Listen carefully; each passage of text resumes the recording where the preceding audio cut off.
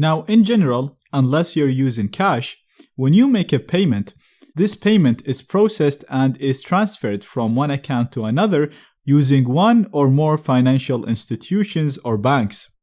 The same goes when you go online and buy something, even if you buy with PayPal or some other method. Again, there is usually one or more financial institution to process that payment.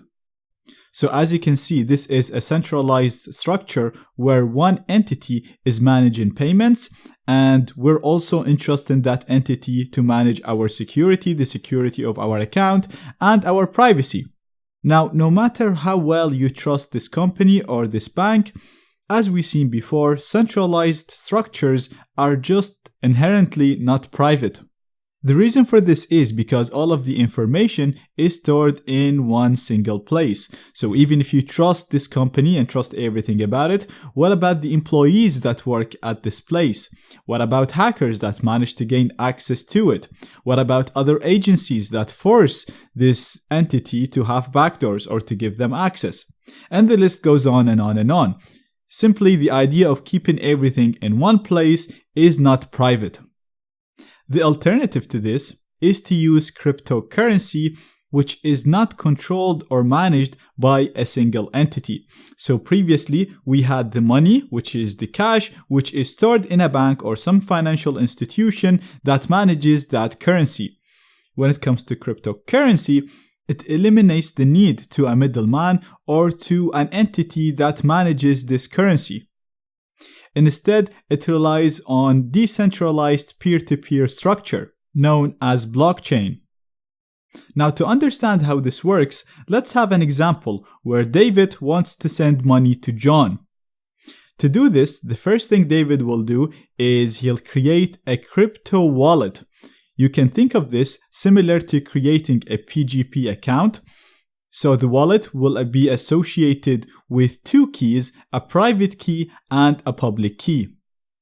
And let's say David wants to transfer one coin to his friend John, so he generates a message or a request similar to this right here, and he'll sign this request with his private key, which will generate a signature or a fingerprint. So again, this is very similar to when we used to sign messages with our private key with PGP. And the reason why this is done to make sure that whoever inspects this message or this request will know that this request to transfer one coin from David's account is actually generated by David, because David will never share his private key. Now, once this is signed, David will also include his public key so that it can be used to verify the signature. Again, similar to what we spoke about in the encryption section of this course, the public key is mathematically related to the private key, and therefore it can be used to verify the signature without revealing information about the private key. So, when this message is inspected by anybody, they can use the public key to verify the signature, and if it checks out, we'll know that this message was actually generated by David. Therefore, we can process the transfer of one coin from David to John. So, once this message is generated on David's end, David will send this message to the cryptocurrency network. Now, this network is basically a number of computers, usually of high specs, that keep a copy of all transactions done using this cryptocurrency. These computers are usually referred to as miners because they get paid coins for maintaining the ledger or this record of transactions. Now, this record of transactions is known as a blockchain. So it's a public record that contains all transactions made with this cryptocurrency, and each miner, each computer on the cryptocurrency network contains a copy of all of these transactions. So it contains a copy of the blockchain. So David's message is sent to the currency network.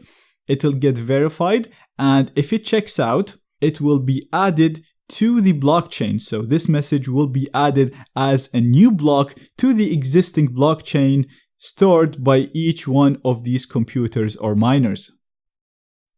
So right here I have a zoomed in diagram of the blockchain. So each one of the miners of the computers contains a copy of this. And you can think of each one of these blocks as a transaction that happened in the past. The latest one being the one that David just generated, in which he transferred a coin to John, but the others are just other transactions that have been done in the past. So as you can see, this is a decentralized structure. It is not owned by anybody and not controlled by anybody.